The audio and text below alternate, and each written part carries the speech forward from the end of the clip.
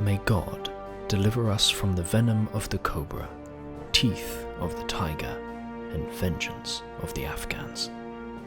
So said Alexander the Great in 330 BC, as he reflected on his experience after invading Afghanistan. Except that he probably never did, and it's actually a quote from Rambo III. May God deliver us from the venom of the cobra, teeth of the tiger, and the vengeance of the Afghan.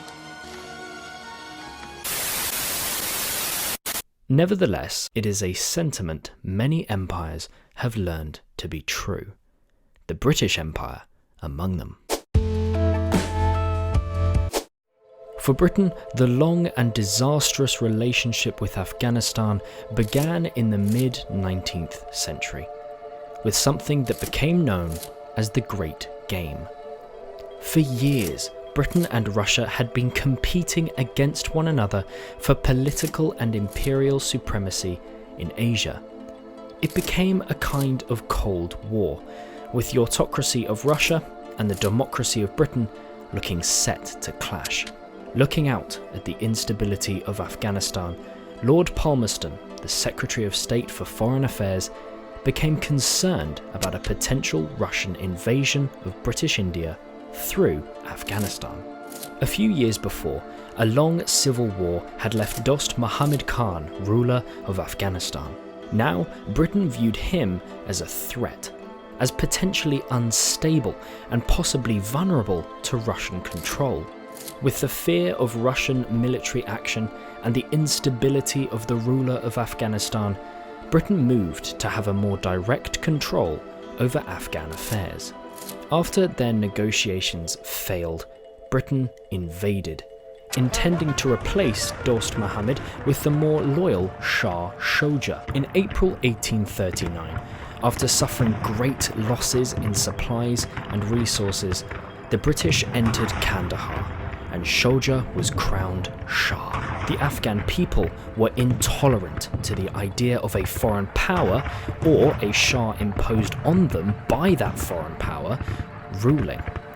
Insurrections broke out across the country, and Dost Muhammad, who had escaped imprisonment, returned to lead his partisans against the British. On November 2nd, 1840, despite having the upper hand in a battle in Parwan, Dost Muhammad surrendered to the British and was deported to India.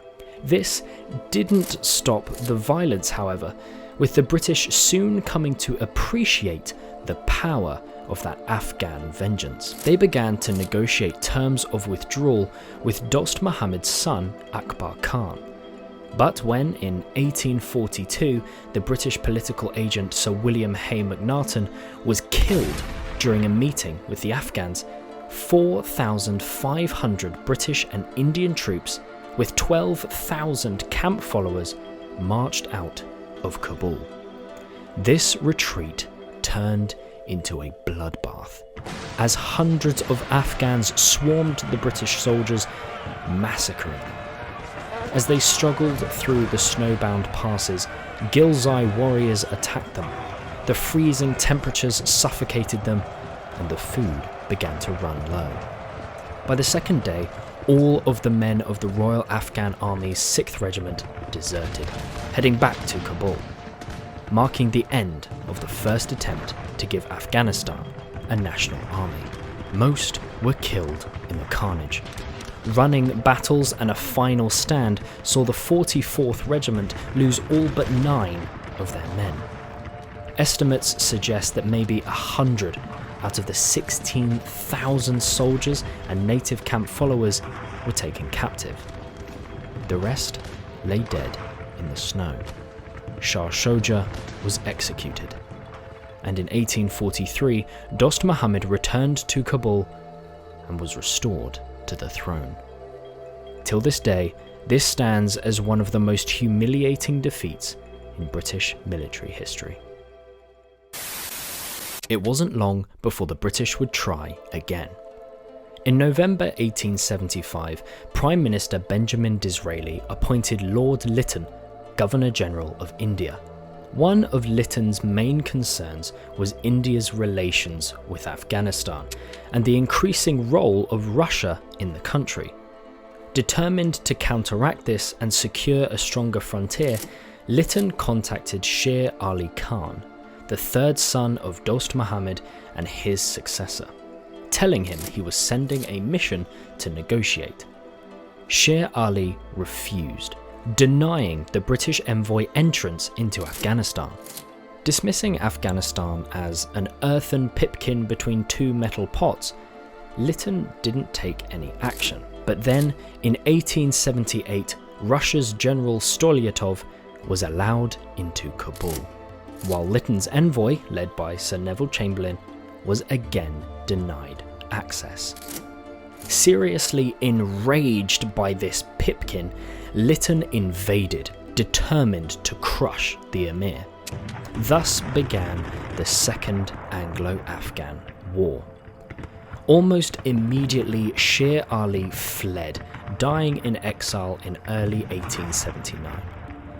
It wasn't long before the British were back in control of Kabul and signing an agreement with Sher Ali's son, Yaqub Khan, who agreed to receive a permanent British embassy in Kabul. He also agreed for the British to have an influential hand in the rest of Afghanistan's foreign policy. The victory didn't last long, with the British envoy Sir Louis Cavanagh and his escort being murdered in Kabul on September 3rd, 1879. Once again, British troops invaded Kabul, seizing power.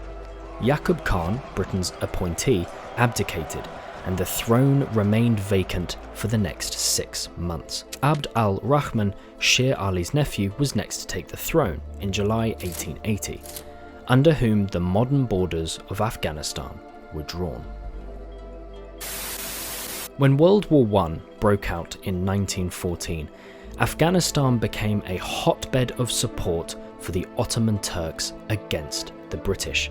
However, Afghanistan's ruler, Habibullah Khan, was able to keep Afghanistan out of the war, with a stable policy of non-involvement.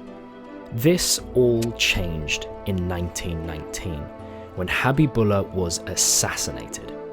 His son, Amanullah Khan, seized the throne, declaring complete independence from Britain in his coronation speech. This launched the Third Anglo-Afghan War. But unlike the First and Second Wars, this one was short-lived. The Afghan army were largely ineffective, and the British Indian Army were exhausted from the First World War.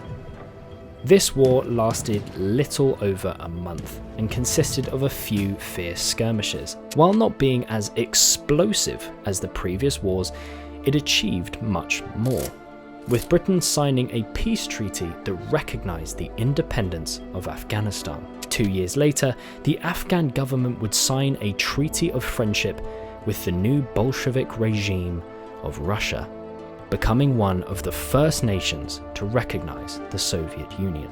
This relationship lasted until 1979, when the Soviet Union invaded Afghanistan during the Soviet-Afghan War.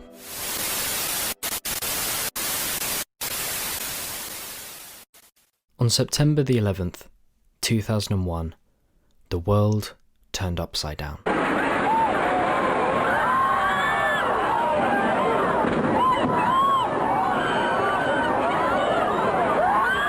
We believe that a plane has crashed into the World Trade Center in New York. 2 planes flew into the World Trade Center towers. A third crashed into the Pentagon. A fourth was re-hijacked by the passengers and crashed into a field. A huge explosion now raining debris on all of us. We better get out of the way! Almost 3,000 people were killed. Over 25,000 were injured, and the world was left in shock. The full horror of what has happened in the United States earlier today is now becoming clearer. The utter carnage and terror which has engulfed so many innocent people. We therefore here in Britain stand shoulder to shoulder with our American friends in this hour of tragedy, and we, like them, will not rest until this evil is driven from our world. Relatively quickly, Osama bin Laden and Al-Qaeda were named as the most prominent suspects and perpetrators. Immediately, the US State Department demanded that the Taliban surrender all known Al-Qaeda associates in Afghanistan, provide intelligence on bin Laden and his affiliates, and expel all terrorists from their country. These demands are not open to negotiation or discussion. The Taliban must act and act immediately. They will hand over the terrorists, or they will share in their fate. The Taliban were defiant, in some cases outright refusing to hand over bin Laden. Eventually, they shipped him off to Pakistan, where he was held under house arrest. The Taliban repeatedly called for an independent investigation to confirm bin Laden's guilt. The American government was convinced of bin Laden's involvement in the 9/11 attacks and consistently refused the Taliban's demands, saying that their evidence was clear and compelling. The Taliban, according to the State Department, were using the charade of wanting an investigation as a time-wasting tactic. Thus, on October 7th, 2001, the US and British aerial bombing of Afghanistan began. The same day, the State Department handed the Taliban an ultimatum: hand over all Al-Qaeda leaders, or every pillar of the Taliban regime will be destroyed. Operation Enduring Freedom had begun. Secretly, the CIA had been working with anti-Taliban groups on the ground in Afghanistan, and in late October, they began to seize a series of towns once held by the Taliban. Quickly, the US-backed tribal leaders marched into Kabul, with the Taliban retreating without a fight. Kandahar, the largest city in southern Afghanistan and the Taliban's spiritual home, fell in early December, spelling the end of Taliban power in Afghanistan.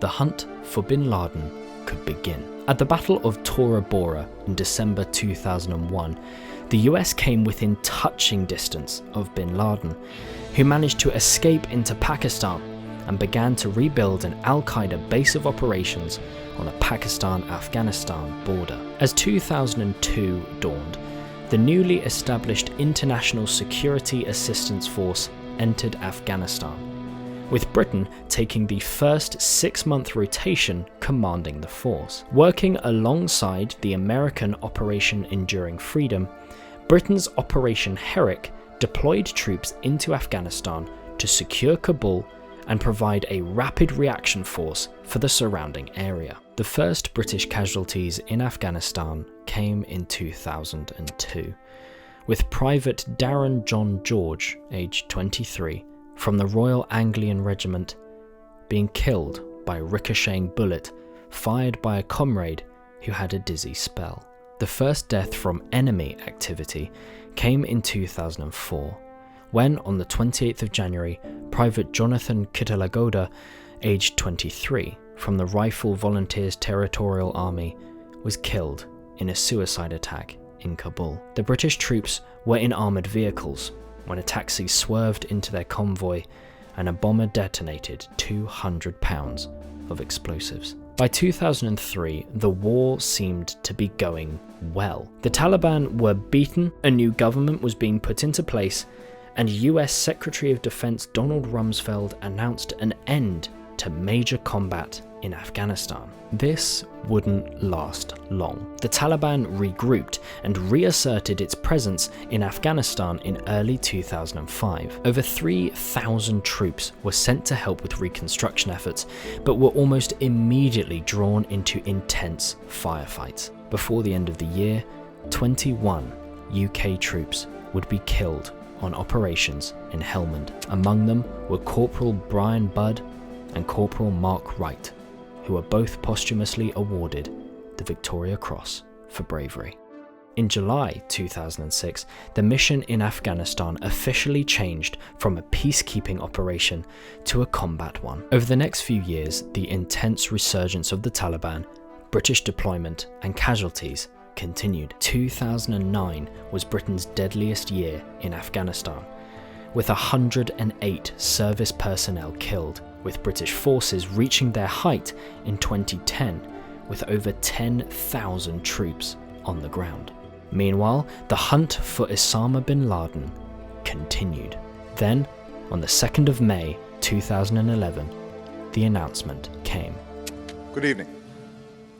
Tonight, I can report to the American people and to the world that the United States has conducted an operation that killed Osama bin Laden, the leader of Al-Qaeda.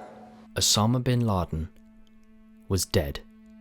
The mastermind of 9/11 had been killed. With this announcement came a very gradual lessening of military involvement in Afghanistan.